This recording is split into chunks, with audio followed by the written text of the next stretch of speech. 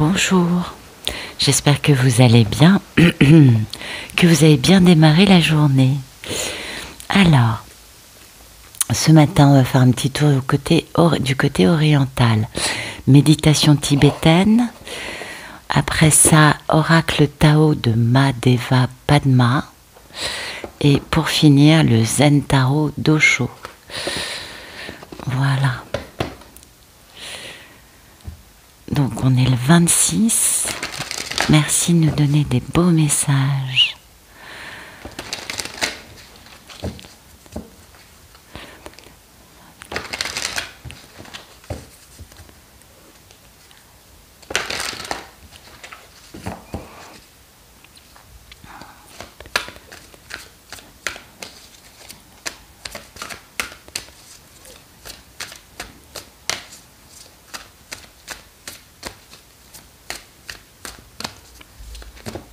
Oh ben, il y a beaucoup de messages.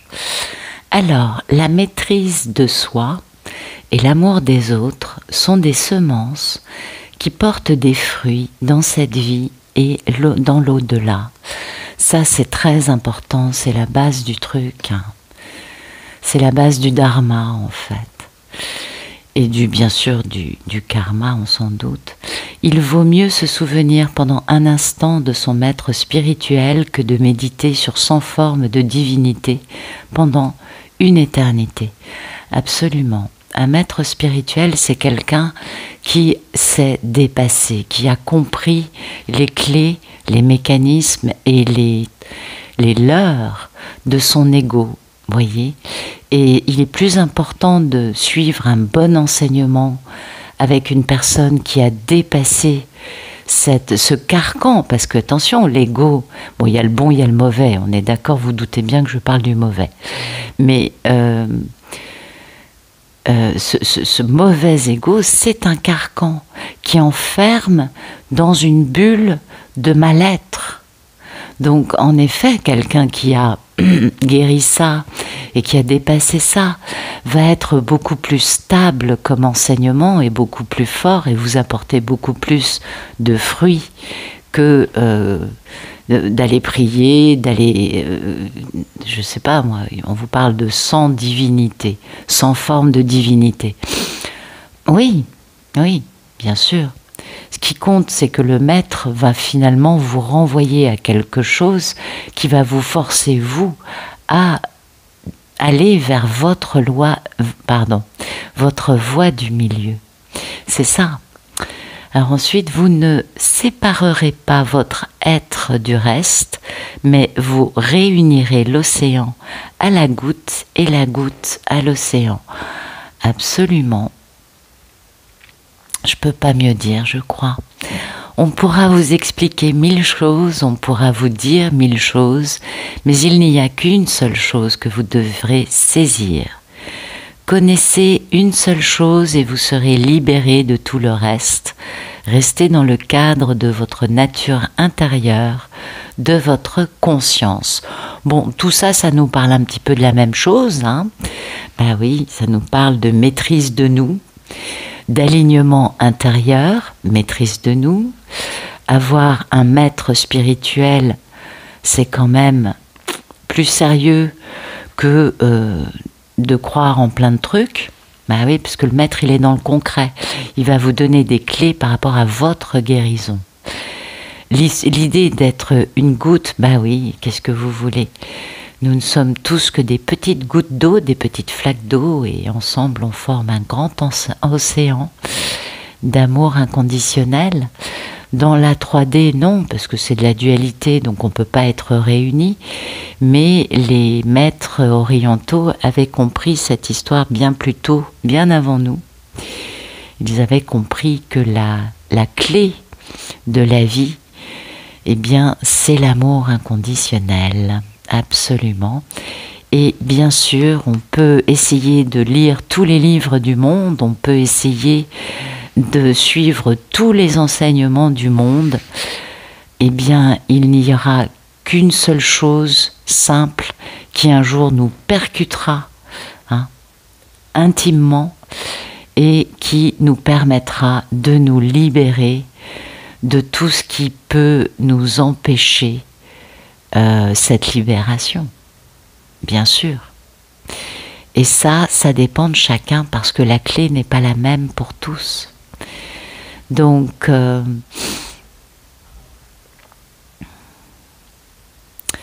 la chose qu'on doit comprendre, c'est comment se défaire. Attendez, on va déjà voir l'état d'esprit, excusez-moi.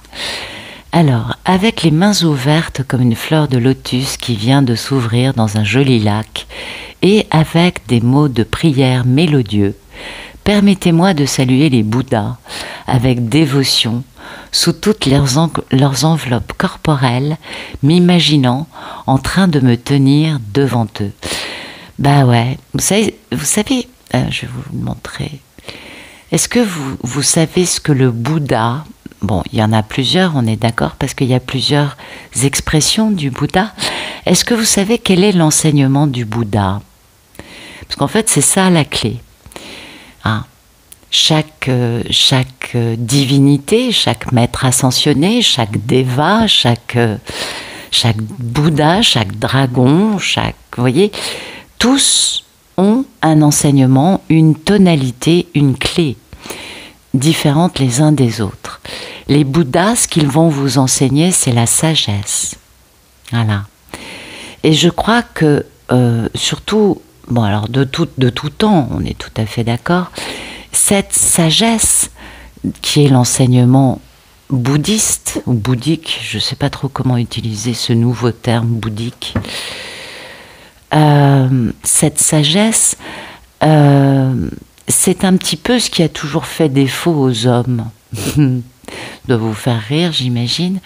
Et c'est un petit peu ce qu'on est tous, c'est cette fameuse chose, voyez, 1000 choses et retenez une seule chose.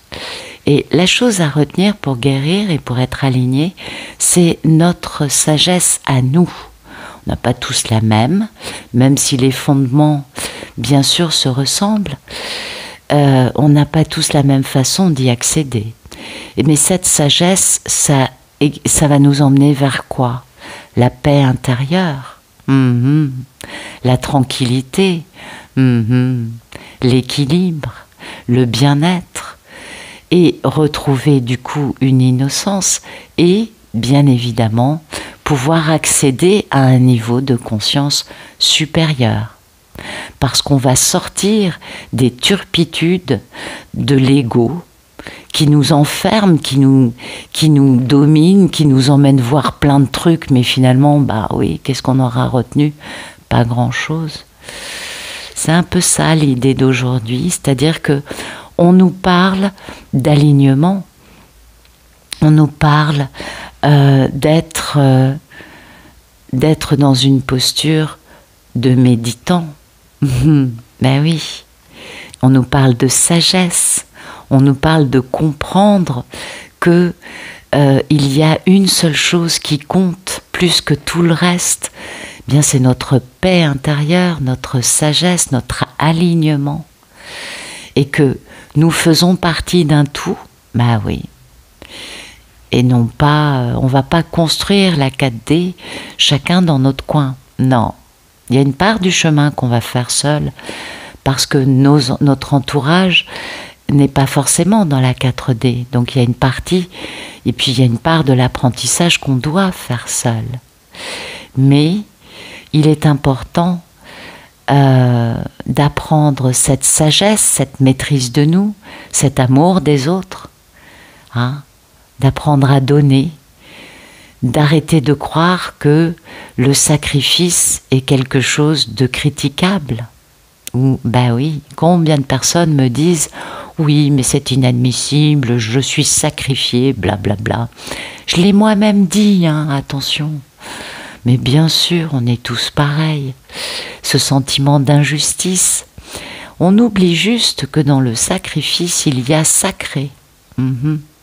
Et dans sacré, il y a toucher le divin. Eh ouais. Je vous laisse méditer sur ça. oui, c'est important. J'avais fait je ne sais pas si je serais capable de refaire la même chose, parce que vraiment c'était une canalisation ce jour-là. J'avais fait une vidéo, oh c'était il y a 2 ans, doit être au printemps 2021, qui parlait de la notion de sacrifice et du sacré, et vraiment, je vous invite à la retrouver, parce qu'il y avait des vraies clés par rapport à ce fameux sacrifice qu'on ne va pas tous vivre. Alors attention, que tous nous n'avons pas vécu de la bonne façon, on est d'accord, on a vécu ça avec un certain inconfort, quel que soit le sacrifice qu'on ait eu à endurer, mais quand on avance sur le chemin, on en comprend un autre aspect. Et c'est pas du tout un aspect négatif. Et je pense que c'est une vidéo qui avait vraiment quelque chose d'intéressant. Enfin bon, continuons. Alors, merci.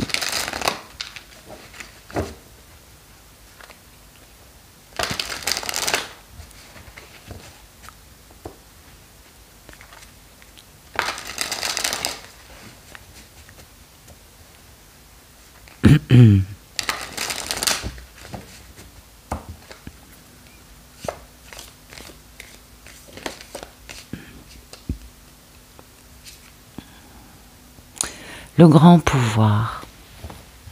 Et voilà. Ça, c'est intéressant. Hein. Et le réceptif. Waouh! C'est magnifique. Alors, le réceptif, je pense que vous connaissez, c'est le principe yin. C'est la sagesse du féminin, ok?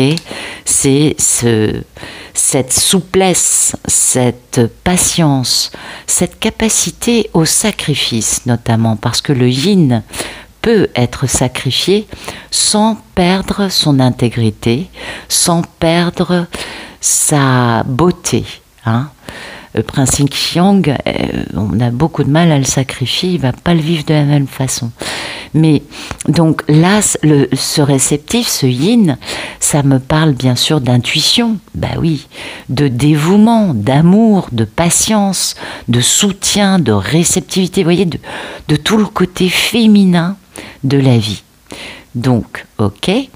Et le grand pouvoir, eh bien, c'est ce fameux pouvoir de cette confiance en soi, de cette puissance, hein, ouais, de cette autorité, de la force de caractère. Alors, vous voyez, aujourd'hui, on a commencé à nous parler de sagesse, de confiance en nous, d'alignement intérieur, de trouver cette paix intérieure, ok. Et ensuite, on nous parle du grand pouvoir, du principe yin. Eh oui. Et ça, c'est magnifique parce que, en effet, ce grand pouvoir, je pense que tout le monde sait que ce sont les femmes, les polarités féminines, qui construisent la nouvelle dimension. Eh oui. Bah, tous ceux qui sont dans des liens d'âme le savent, c'est assez simple. La polarité féminine est la première à s'éveiller, la première à comprendre, la première à avancer et à chercher surtout à sortir de toute la problématique des blessures et autres. Polarité masculine étant plutôt enfermée dans quelque chose qui l'empêche de. Je simplifie, on est d'accord. Mais voilà. On nous parle vraiment du grand pouvoir de ce principe féminin, parce que c'est le principe yin. Alors, c'est pas forcément la femme telle qu'on se la représente dans la société moderne occidentale dans laquelle nous vivons, parce que la femme a pris un rôle différent.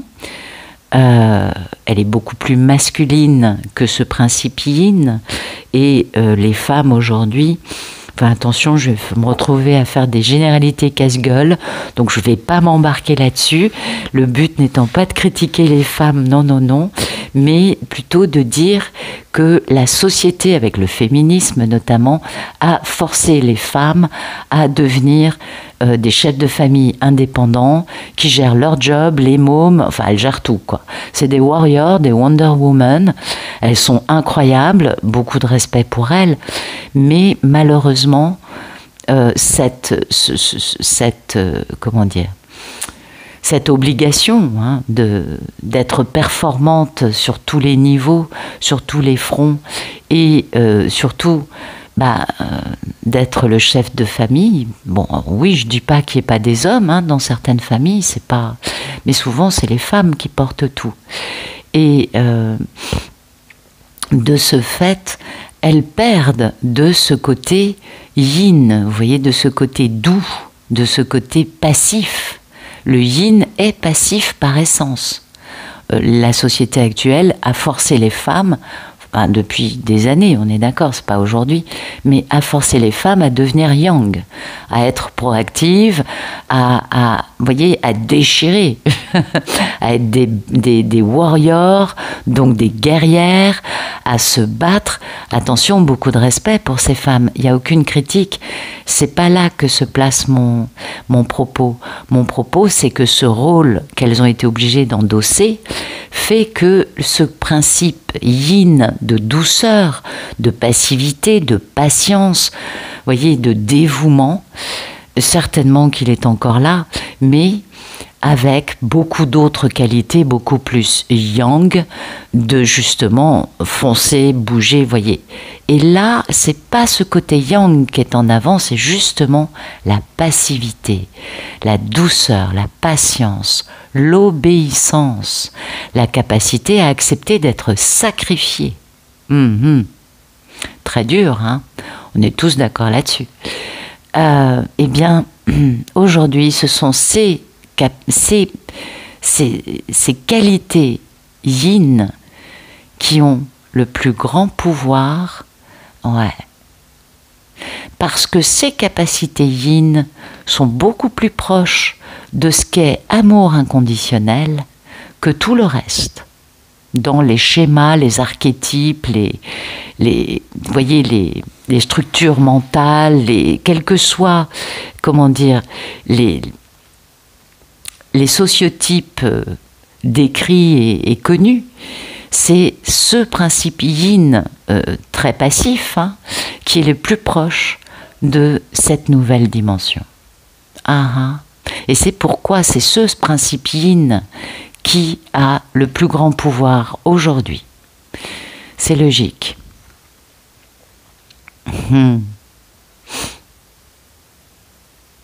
Ouais. Il y a une situation dans laquelle quelqu'un se fait manipuler parce qu'elle a une faible estime d'elle-même. C'est autre chose, c'est pas ce principe yin, c'est une autre personne qui est dans une situation compromettante et il va falloir aider cette personne. Vous voyez, il va falloir se combiner avec, c'est-à-dire que le yin va être obligé d'aider une personne qui est complètement victime de la séduction et de la manipulation. Et du coup, on va pouvoir là avoir une notion de se retrouver avec quelqu'un d'important. Vous voyez, comme si la polarité féminine, elle, incarne de plus en plus le yin, ce qui est tout à fait normal. La polarité masculine est dans une situation terriblement compromettante, victime de la séduction et de la manipulation, avec une faible estime de lui-même, qui a aidé à tout ça. Mais les deux vont pouvoir se rassembler, réunir leurs forces, et là, quelque chose va pouvoir naître de beau. C'est-à-dire que là, on va pouvoir retrouver un équilibre, une union, quelque chose de magnétique et qui va permettre de fonder un mariage équilibré. Et du coup, là, on va trouver de l'innocence, de la spontanéité, de la simplicité dans cette union. Oui, oui, vous voyez, ça nous annonce un rassemblement entre un masculin qui n'est pas guéri, non, sinon il serait dans le principe yang, qui est complètement dominé par une situation dans laquelle on l'a spolié, on l'a émasculé, on l'a, voyez, et oui, et obligé de... Et revenant vers cette polarité yin, pour finalement se réunir et trouver ce grand pouvoir ensemble. C'est très beau, c'est très beau. Mais aujourd'hui, ce grand pouvoir, c'est pas le yang, c'est pas le monsieur, c'est cette polarité yin, cette polarité féminine qui, de fait, est celle qui a le plus de dignité et d'autorité parce qu'elle est restée alignée avec elle-même, parce qu'elle est restée dans un non-parjure, c'est ça le truc. Elle est restée propre, elle n'est pas souillée par une union, de la manipulation et surtout une vaste tartufferie, nous dirons. Oui, quelque chose de ce goût-là, vous voyez ce que je veux dire. Ah là là là là. Allez, on continue.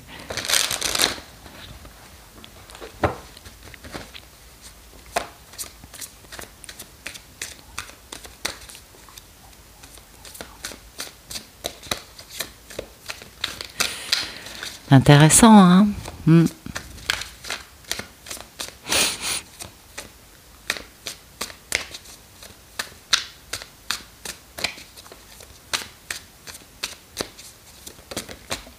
Alors, ok.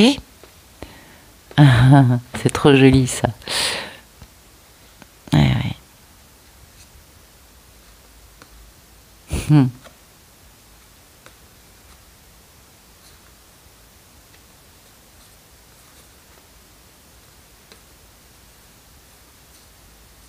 Ouais.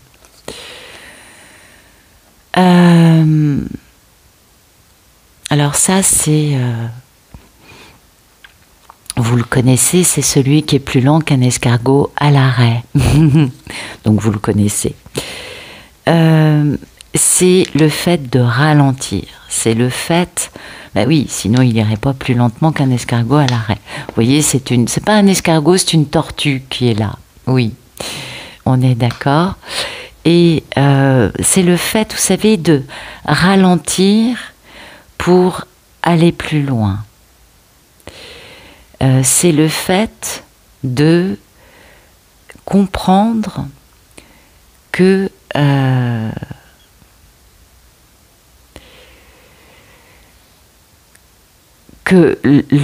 pour avancer dans la vie, il est bon de ralentir, il est bon, et le ralentissement notamment, ça va être par exemple la méditation, vous voyez, mais bon.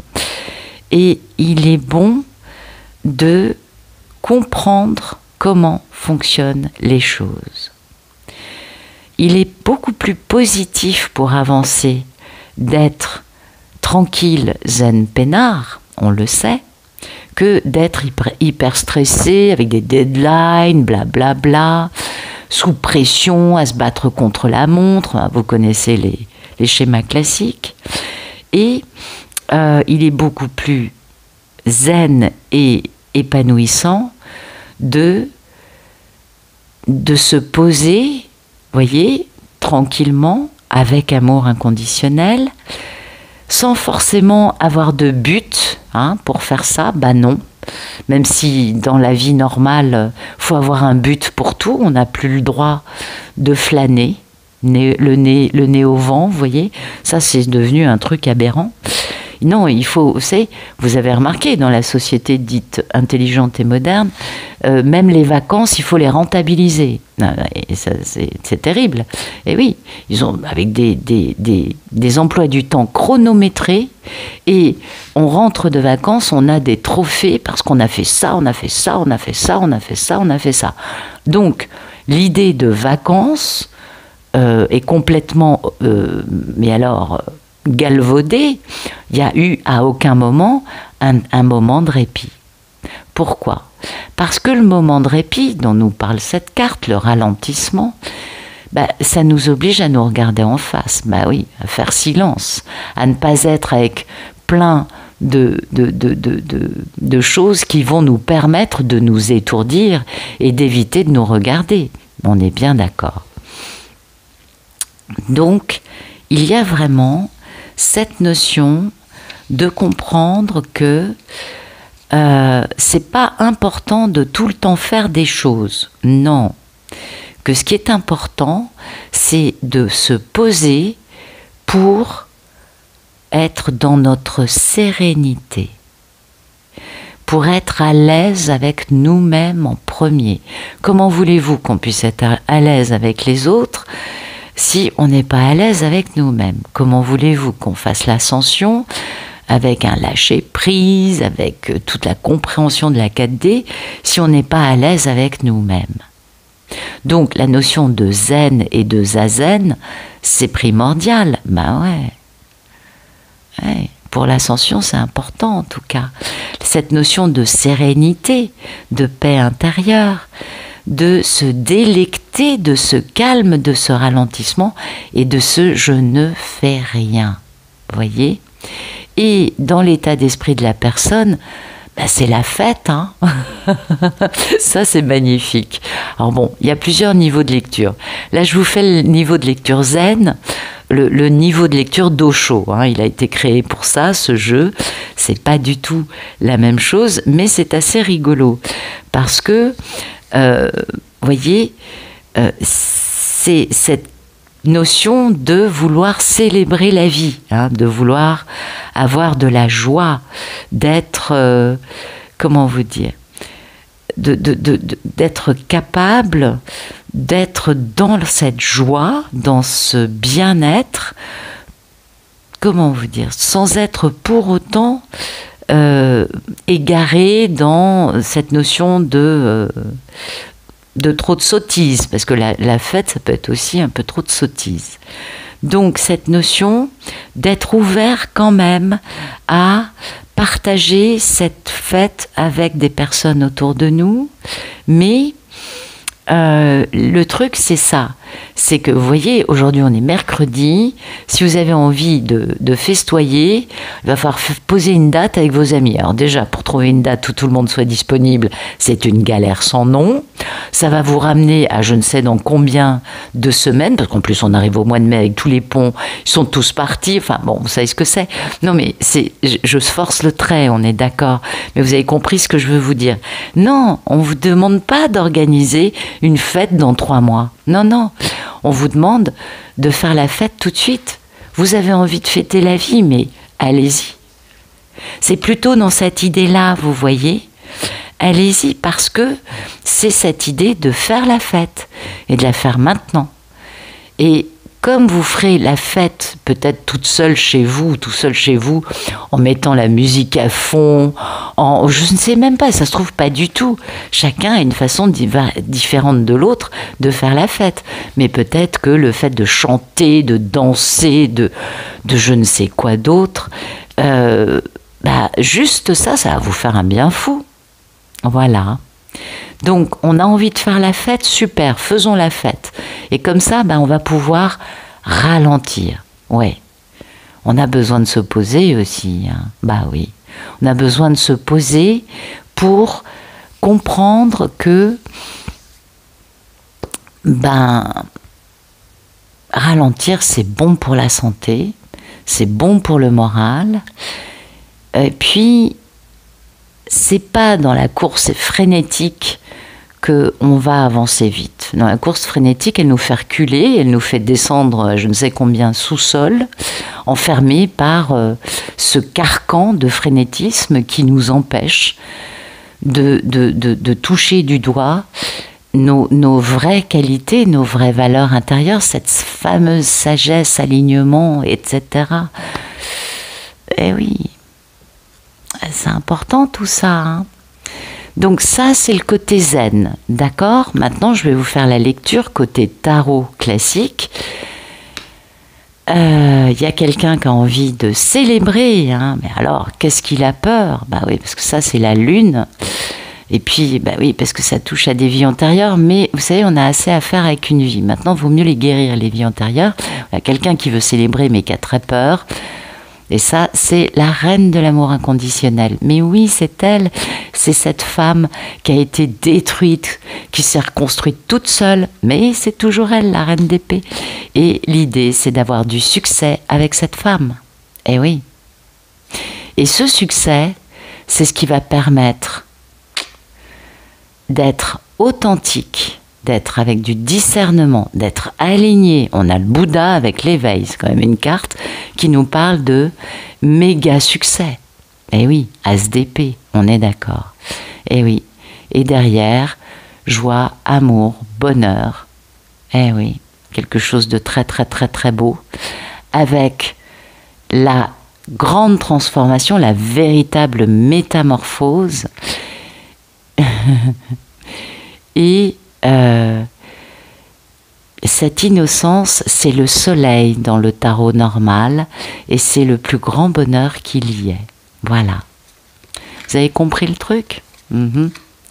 Donc, si je vous fais une lecture de tarot normal, eh bien vous avez un monsieur aujourd'hui qui a très envie, qui, lui, il est plus lent qu'un escargot à l'arrêt, mais il veut vraiment s'engager avec quelqu'un jusqu'à la mort.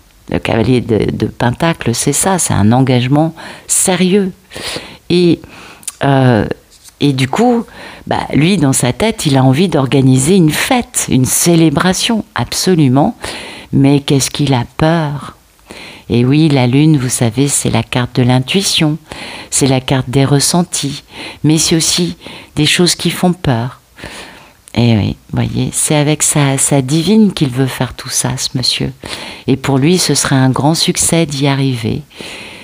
Et pour l'instant, il est en train d'y penser. Et du coup, il est plus lent qu'un escargot à l'arrêt parce qu'il y a encore cette méga peur qui est entre lui, la fête et la femme qu'il aime. C'est con, mais ça bouge. C'est bien, vous savez, ça mature, comme on dit. Absolument. Allez, on va regarder d'autres messages pour aujourd'hui.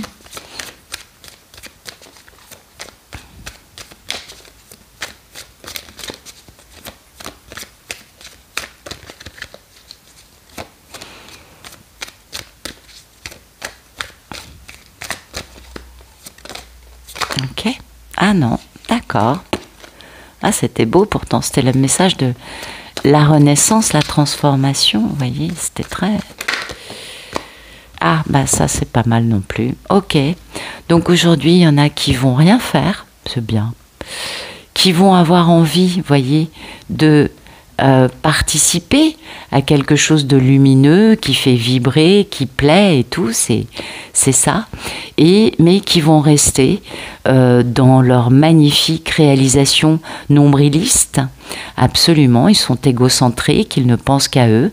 La personne est toute seule. Voilà, la personne est dans cette paresse égocentrique, elle se fait plaisir. Vous voyez, elle a son cocktail, elle a tout ce qu'il lui faut, mais elle ne voit pas encore, je ne sais pas si vous le voyez, que tout son monde est en train d'exploser. Voilà. Et oui, parce que la personne, elle est enfermée dans son petit nombril, et du coup, comme elle fait rien, tout est en train de péter. Eh ouais, c'est souvent un peu le problème. Eh oui, on est d'accord. Dans sa tête, elle aimerait bien, elle aimerait bien participer à la création d'un couple, vous voyez, faire une fête pour épouser son grand amour, l'amoureux. Et oui, et puis quitter une vie dans laquelle c'est pas agréable, oui, parce que le pauvre, il porte un fardeau énorme, 10 de bâton, 6 d'épée, à cause de gens qui le manipulent, qui lui mentent. Il n'y a que les politiciens qui mentent, enfin il n'y a pas que, mais les gens qui manipulent sont de très grands politiciens. Et oui, ou alors on peut appeler ça aussi des VRP si vous voulez, voyez, mais ils ont la tchatche facile, ils savent blablater, ils vont vous empapaouter, mais à l'arrivée, c'est toujours eux qui tirent leur épingle du jeu, et tous les gens qui ont cru à leur blabla se font avoir d'une façon magistrale. Heureusement, j'ose espérer qu'il n'y a pas que ça chez les hommes politiques et chez les VRP. Mais bon, c'est un peu du même niveau à mon goût. Et, excusez-moi, hein, je suis un peu... Mais bon, pour moi, c'est fait longtemps que tout ça, c'est une grande manipulation, je crois. Donc, vous voyez, la personne, elle a envie de tout ça, elle y pense. Ouais, elle y pense. Elle y pense. Mais, à la différence de celle-là, qui est quand même en train de... qui est lente, hein, mais elle avance quand même. Bah celle-là, elle n'est pas du tout lente, elle n'est pas du tout en train d'avancer, elle est à l'arrêt, dans une espèce de confort matériel à 2 balles. Certes, c'est opulent, la personne, elle peut vraiment se faire plaisir, mais elle est toute seule. Et oui, parce que elle a un comportement psychologique, enfin, elle a une personnalité plutôt, qui fait que, soit il faut être politique pour pouvoir la séduire, l'intéresser, oui, soit il faut être un peu comme elle, un peu égocentré, vous voyez, un peu avec un intérêt. Oui, vous savez, c'est souvent comme ça que ça fonctionne. Hein. Soit sinon, si on est un principiine, cette personne, elle ne bougera pas. En tout cas pour le moment, parce que elle a besoin de souffrir. Mais rassurons-nous, parce que comme vous le voyez, le magnifique monde de cette personne est en train d'exploser. Donc bientôt, cette personne va souffrir et peut-être que du coup, elle pourra ouvrir les yeux. Mais vous voyez, il y a plein de messages aujourd'hui qui nous renvoient toujours à la même idée d'une polarité féminine qui, elle, est super, d'une polarité masculine qui le sait, qui en est consciente, mais qui est trop, comment vous dire, dominée, conditionnée par ses peurs, par des choses qui l'ont poussée à se complaire seule dans sa vie, jusqu'à un certain point, parce que je pense que être tout seul c'est bien, mais il y a un moment où ça doit peser. Tout ça parce que, il y a un manque de travail sur soi, quoi. Il y a un manque de compréhension. Ce que disait cette carte, connaissez une seule chose et vous serez libéré de tout le reste. C'est-à-dire que cette personne, c'est ce qui lui échappe, vous voyez. Elle n'a pas compris ce qu'était sa véritable nature intérieure et sa véritable conscience. Et du coup, elle a beau avoir envie d'eux, elle préfère rester dans un monde qui est en train d'exploser de toutes parts, parce que c'est plus facile. Parce qu'en effet, bouger dans la bonne direction risquerait de mettre des choses à mal dans sa personnalité. Et ça, c'est triste, hein, on est bien d'accord, parce que cette personne, elle veut qu'une chose, c'est épouser la personne qu'elle aime, son grand amour, et quitter cette vie dans laquelle elle porte un fardeau qui est magnifique. Eh oui. Mais voilà, pour l'instant, on ne peut pas. Allez, une dernière... merci de nous donner d'autres messages.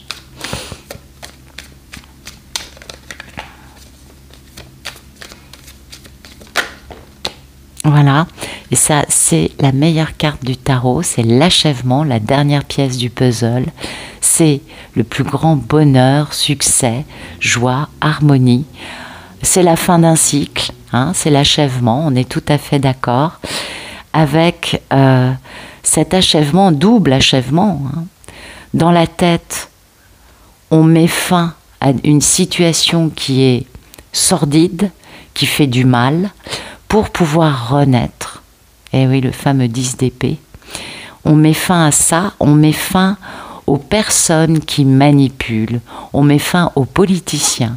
Tiens, ce serait intéressant de voir si, enfin, on va mettre fin à ce régime. Mais on verra, c'est pas le but là de ce tirage.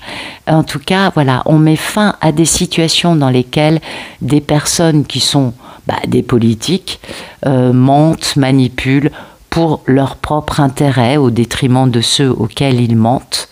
Et oui, pour pouvoir enfin allez retrouver cette maturité, ce principe yin, parce que ça c'est la mini-impératrice, qui se trouve être l'âme sœur, hein, le rêve. On a beaucoup de nostalgie pour elle. Donc vous voyez, il y a d'autres personnes qui décident d'en finir une bonne fois pour toutes avec les gens qui les volent. On appelle ça les politiques dans le tarot d'Osho. Je sais, c'est drôle.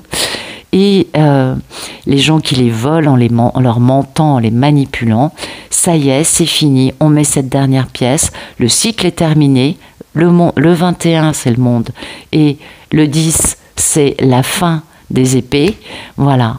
On peut passer à un renouveau, aller vers une renaissance, quelque chose de beaucoup plus lumineux, une nouvelle vie dans laquelle il n'y aura ni politique, ni menteur, ni crapaud baveux, ni serpent. Vous voyez cette carte des politiques, quoi.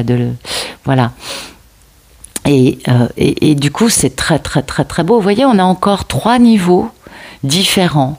Et c'est vrai que je pourrais tirer autant de cartes qu'on le désirerait, on aurait à chaque fois des situations différentes parce que, eh bien, oui, il y a un grand mouvement actuellement des messieurs qui sont en train de revenir, comme nous le disait ce jeu du Tao, ils reviennent vers le féminin, oui, vers leur polarité féminine.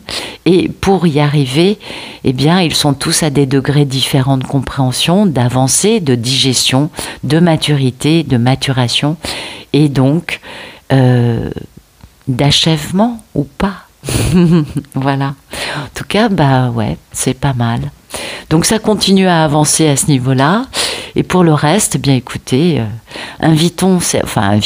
souhaitons-leur à tous ces masculins de découvrir les bienfaits de la voie du milieu, de la sérénité, de la sagesse et du bien-être. Ça leur ferait pas de mal, je crois. Ouais. Voilà, bah écoutez, j'espère que ça vous aura plu. Je vous remercie pour votre présence et je vous souhaite une excellente journée.